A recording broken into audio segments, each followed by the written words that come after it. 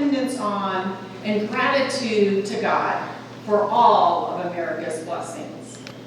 I think Americans in general love patriotic songs and hymns, and we have several to choose from. I have my favorite, and I imagine each of you has your favorite as well. There are some interesting stories behind many of them, stories which can serve to enrich these hymns as we sing them, because we know a bit of the history behind them. This morning, we take a look at the stories behind 3 of the patriotic hymns in our hymnal that we are also singing. So let's begin with the Star-Spangled Banner. It began with a deadly September attack on America in the War of 1812. Casualties on our own shores, the nation's capital targeted, the White House in danger, and here we meet Francis Scott Key, a 35-year-old Georgetown attorney heavily involved in national politics. An evangelical Christian, he taught Bible classes and witnessed boldly, once telling a friend in Congress, "Christ alone can save you from the sentence of condemnation." But nothing prepared him for the hostage recovery mission that he undertook at the request of the President of the United States. On September 3rd in 1814, following the burning of Washington and the raid on Alexandria, Francis Scott Key and John Stuart Skinner set sail from Baltimore aboard ship, flying a flag of truce on a mission approved by President James Madison. They were to secure an exchange of prisoners, one of whom was Dr. Beans, a friend of Key's who had been captured from his home. Dr. Beans was accused of aiding the arrest of British soldiers.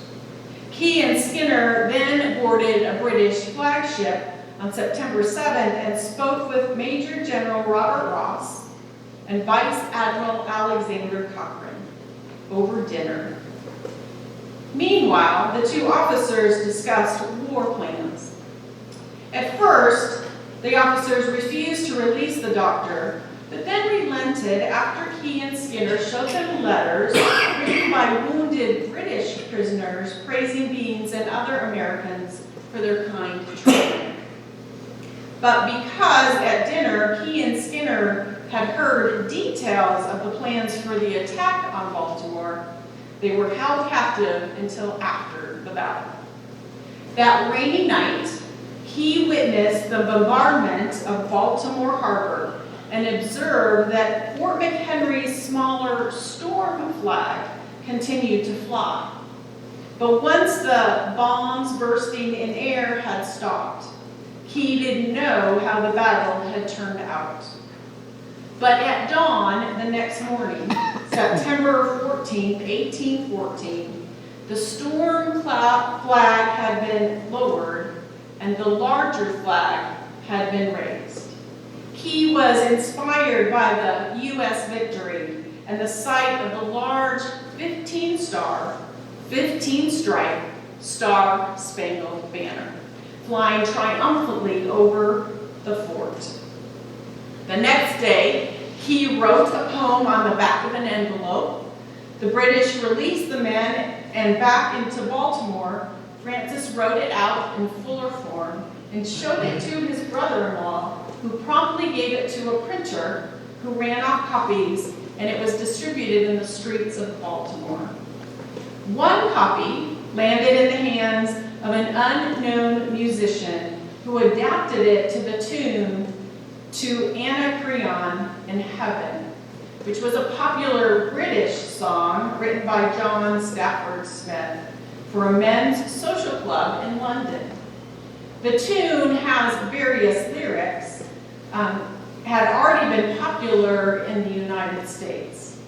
Set to Key's poem and renamed the Star-Spangled Banner, it soon became a well-known U.S. patriotic song and was recognized for official use by the U.S. Navy in 1889 by President Woodrow Wilson. In 1918, a congressman from Maryland introduced a bill to officially recognize the Star-Spangled Banner as the national anthem, but the bill didn't pass. It wasn't until 1931 that it was made the national anthem by a congregational resolution signed by President Herbert Hoover. Although the poem has 4 verses, only the first is commonly sung. The original 3rd verse was harshly anti-British, which led to its omission in printed sheet material in World War I, when the British and the U.S. were now allies. Today, there is controversy over the slavery language in the current 3rd verse, the reason we didn't sing it. Not making a political statement, just sharing that many feel our nation is not well represented today by the 3rd verse.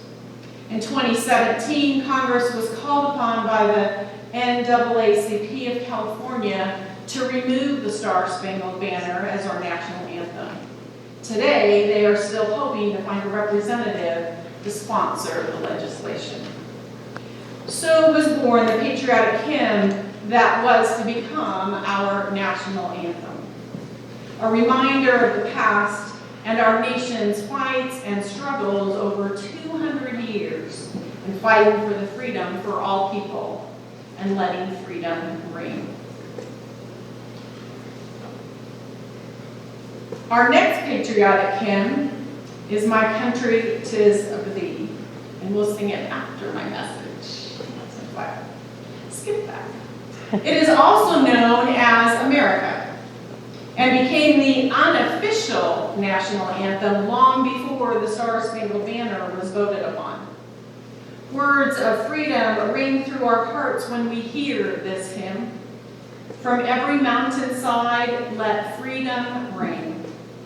My native country thee, land of the noble free, sweet freedom's song. Our fathers, God to thee, author of liberty, long may our land be bright, and freedom's holy light protect us by thy might, great God, our King. It is a hymn that reminds Americans of our spiritual need too. My Country, 'Tis of Thee was written in the 1830s by Samuel Francis Smith, a native of Boston. Samuel attended Boston's Latin School, enrolled in Harvard, then attended Andover Theological Seminary near Boston, Massachusetts, studying to be a Baptist minister. It was during his first year at the seminary that hymn publisher Lowell Mason requested his help. Mason had a stack of German songs needing translation. Since Samuel was proficient in German, he was recruited to translate them and make some extra money on the side. On a cold February afternoon, Samuel sat in his sparsely furnished room, poring over the German hymns, the story goes. He ran across one German tune in particular that he really liked, which happened to be the tune for a German patriotic hymn, God Bless Our Native Land. Feeling that the tune itself was patriotic in the spirit, Smith decided to write American patriotic words to accompany the German tune. The interesting thing is that for 100 years, the same piece of music had also served as the tune for the English patriotic song, God Save the Queen, which Samuel later said he had never heard. I instantly felt the impulse to write a patriotic hymn of my own adapted to this tune, Samuel said. Picking up a scrap of paper which lay near me, I wrote it once. Probably within half an hour, the hymn America was written. A friend, William Jenks, took a copy to the pastor of Boston's Park Street Congregational Church. The new hymn, My Country 'Tis of Thee, was performed in public on July 4th in 1831 at a Children's Independence Day celebration at the Park Street Church in Boston. Originally, the hymn had 5 verses, but the 5th had a negative tone toward Great Britain. We've heard that before. So it was later dropped. Samuel Francis Smith went on to become one of the outstanding Baptist preachers of the 19th century, writing other hymns, about 150 total, but he is best remembered for his great gift to America that he wrote as a 23-year-old student, My Country 'Tis of Thee. As his friend and Harvard classmate Oliver Wendell Holmes said at a class reunion, "And there's a nice youngster of excellent pip. Fate tried to conceal him by naming him Smith. But he shouted a song for the brave and the free. Just read on his medal, My Country of Thee." So unlike the Star-Spangled Banner and other patriotic hymns, My Country 'Tis of Thee was not written in the midst of war or strife. It is simply a spiritual, patriotic hymn that reminds us of our heritage as a nation and the people of God as our King. This week, I ran across a version of this hymn by 17-year-old Abby Anderson, who has added powerful words to her version, Let Freedom Ring. She sings the verses we will sing from the hymnal, but she has added a chorus. Let freedom ring, great God our King. From sea to shining sea, let freedom ring. She says that she arranged it, but God directed her. One of those moments you feel really close to God, she says. Extraordinary photos have been added to her version on YouTube that truly let freedom ring. That video with her version is posted on our Facebook page in a shared link. It is a powerful patriotic hymn written in 1831, but given new life and fresh meaning 188 years later. Many people think that another patriotic hymn, America the Beautiful, or O Beautiful for Spacious Skies in our hymnal, should have become our national anthem. Easier to sing, many say, and more appropriate. In 1892, the United States observed the 400th anniversary of the discovery of America by Christopher Columbus. As part of that celebration, the city of Chicago sponsored a World's Fair, which carried over into the next year as well. Early summer of 1893, a group of professors from Wesley College visited the World Fair on their way to teach summer school at Colorado College in Colorado Springs. One of them was English professor Catherine Lee Bates. She took the train to Colorado Springs, and from her train window she spotted the Kansas wheat fields, amber waves of grain. At the close of school, the teachers decided to visit Pikes Peak, where she was overwhelmed by purple mountain majesties above the fruited plains. Catherine Lee Bates later wrote, "We hired a prairie wagon, and near the top we had to leave the wagon and go the rest of the way on mules. I was very tired, but when I saw the view I felt great joy. All the wonder of America seemed displayed there with the sea-like expanse. It was then and there, as I was looking out over the sea-like expanse of fertile country, spreading away so far under those ample skies, that the opening lines of the hymn floated into my mind. When we left Colorado Springs, the 4 verses were penciled in my notebook. The Wesley work soon absorbed time and attention again, and the notebook was laid aside. I do not remember paying heed to these verses until the second summer following, when I copied them out and sent them to the Congregationalist, a weekly newspaper, where they first appeared in print July 4th, 1895. The hymn attracted an unexpected amount of attention. In 1904, I rewrote it, trying to make the phraseology more simple and direct. Her poem in that first printing was titled Pike's Peak. The poem she rewrote was given a new title, America, and appeared in the Boston Evening Transcript. For a while, it was sung to a number of popular tunes, including Old Lang Syne. But in 1910, Bates' poem was set to the tune Materna, written by composer Samuel A. Ward in 1882. The two never met.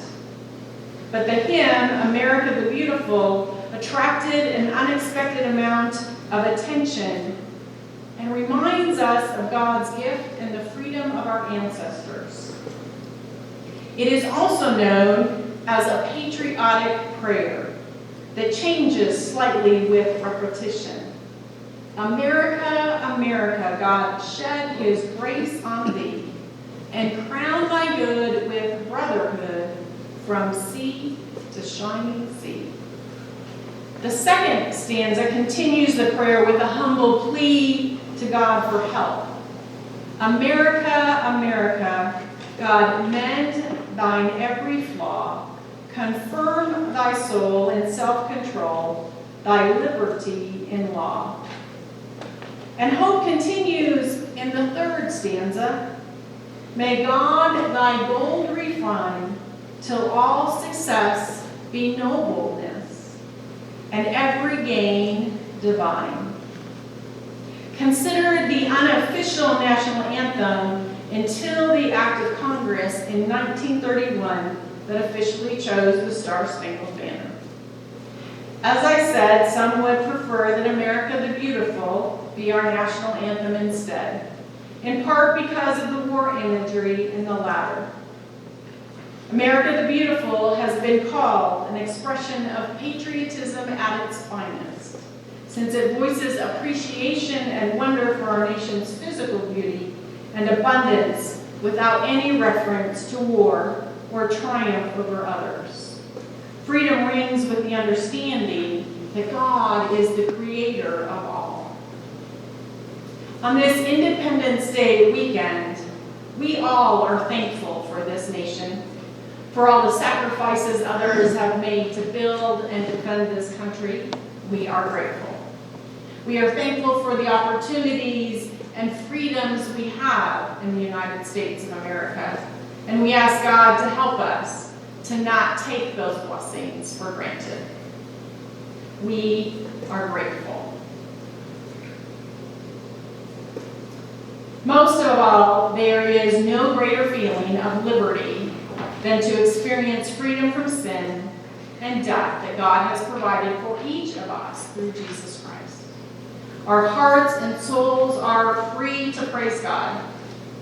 This day and in the days to come, we are reminded of all of those who have sacrificed for our freedom, following the example of God's Son, Jesus Christ.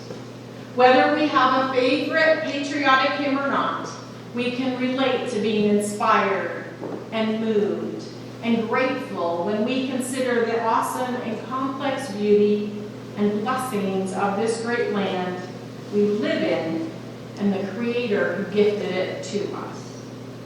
Let freedom reign, and may it always be so. Amen.